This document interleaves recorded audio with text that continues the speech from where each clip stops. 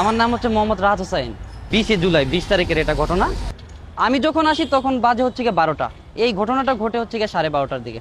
ইমাম হোসেন তাইয়ুম জি আর হচ্ছে গিয়ে শারিয়ার এখানে বসা ছিল, আমি বাইরে বসা ছিলাম।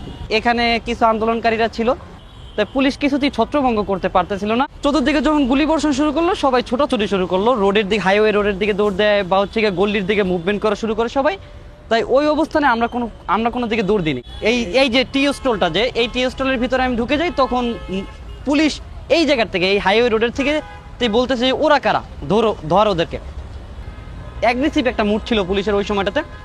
শাটারটা ক্লোজ করে দিল দোকানদার। শাটারটা ক্লোজ করার পরে পুলিশ সামনে এসে 15-16 জন বন্দুক তাক করা ছিল, বন্দুক তাক করা অবস্থায় তারা শাটারটা খুলে।